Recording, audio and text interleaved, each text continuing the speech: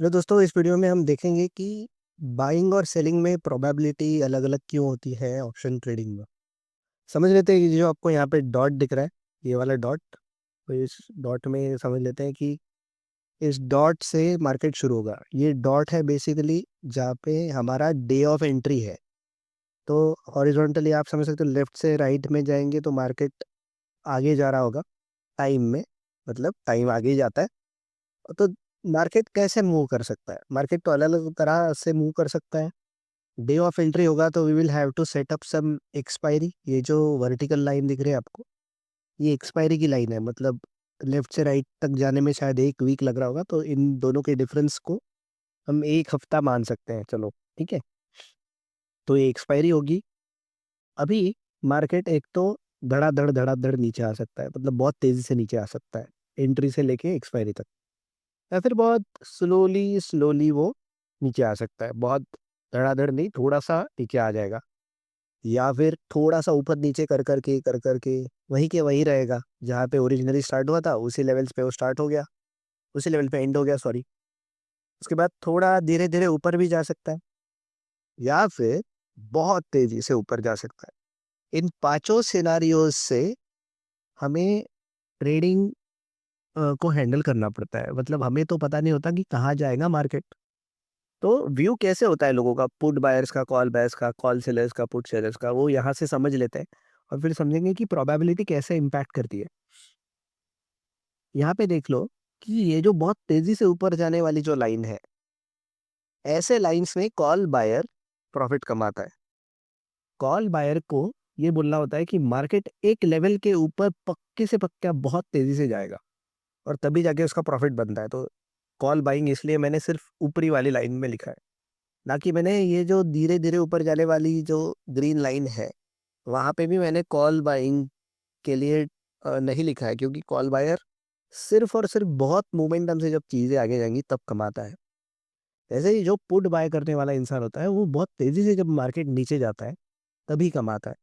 तो 5 सिनेरियोज़ में से, जो 5 सिनेरियोज़ आपको दिख रहे हैं, उसमें से एक तो आप का कॉल बाय करोगे या फिर पुट बाय करोगे।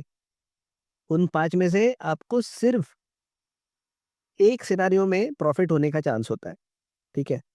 बट समझ लेते हैं कि मार्केट का कुछ रेजिस्टेंस होता है कि जिसके ऊपर मार्केट जा नहीं सकता, जैसे कि आपको यहाँ पे दिख रहा है। और एक सपोर्ट लेवल भी होता है कि हम ये टेक्निकल एनालिसिस करके मार्केट कैंडल्स देख के समझते हैं कि सपोर्ट कहाँ पे है, रेजिस्टेंस कहाँ पे है, और हमें ये आइडिया तो हो जाता है हमेशा कि यार एक डेट के अंदर अंदर एक पर्टिकुलर लेवल तो मार्केट क्रॉस नहीं करेगा, सपोर्ट के नीचे भी नहीं जाएगा, रेजिस्टेंस के ऊपर भी नहीं जाएगा। तो ये लेवल में अगर मार्केट घूमेगा तो सेलर देखते हैं कैसे बेट करता है। सेलर क्या बोलता है, पुट सेलर क्या बोलता है कि मार्केट एक सपोर्ट के नीचे एक्सपायरी के पहले नहीं जाएगा। मतलब पुट सेलर सिर्फ इतना बोल रहा है कि ये जो ग्रीन वाली सपोर्ट लाइन दिख रही है, इसके नीचे मार्केट नहीं जाए, कुछ भी हो जाए। अगर जाता है तो उसको लॉस होगा, लेकिन बचे हुए सारे केसेस में उसको प्रॉफिट होगा। तेजी से ऊपर जाएगा फिर भी प्रॉफिट होगा, धीरे धीरे ऊपर जाएगा तो फिर भी प्रॉफिट होगा, वही के वही रहेगा फिर भी प्रॉफिट होगा। नीचे नीचे आया स्लोली, बट सपोर्ट क्रॉस नहीं किया तो भी उसको प्रॉफिट होगा, लेकिन बहुत तेजी से अगर नीचे आ गया सपोर्ट के नीचे, तभी जाके उसको लॉस होता है। तो पुट सेलर की जो प्रोबेबिलिटी होती है वो जितनी ज़्यादा होती है, वैसे ही समझ लेते हैं कि हमारा कॉल सेलर क्या बोलता है।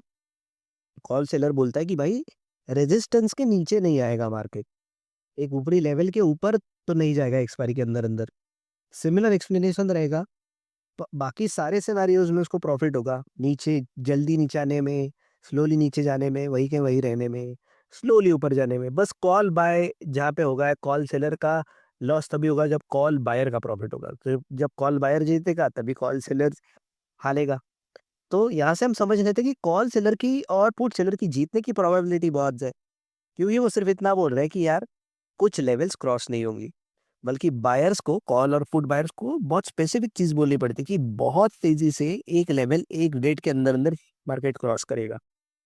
अभी आगे चलते हैं। पुट सेलर की प्रोबेबिलिटी करीब नाम देखोगे तो 70% होती है, कॉल सेलर की भी 70% होती है। डिपेंड्स अपॉन द ट्रेड वैसे, बट यूजुअली अगर आप सेफ ट्रेड लेते हो, थोड़ा सा टेक्निकल एनालिसिस करके ट्रेड लोगे, तो कॉल सेलर और पुट सेलर की जीतने की प्रोबेबिलिटी ज्यादा होती है। लेकिन कॉल और पुट बायर की जो प्रोबेबिलिटी होती है, winning probability, that is only 25%, around 20 to 25%।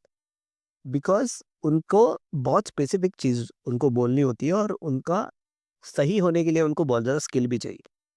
तो इस वीडियो से हमने ये समझ लिया कि कैसे पुट और कॉल बायर की प्रोबेबिलिटी मैटर करती है। अभी आपको सिर्फ ये देखना है कि आपको ट्रेड्स कहाँ पे लेने हैं, मतलब आप जब डिसाइड करो कि हाँ मुझे ट्रेड लेना है, तब आप कौन से ट्रेड्स लोगे। तो इस पर्टिकुलर डेमो डेमो से आपको पता चलेगा कि कौन सी चीज़ ज़्यादा बेहतर है और कौन सी चीज़ आपके लिए अच्छी रहेगी। मिलेंगे जल्दी ही।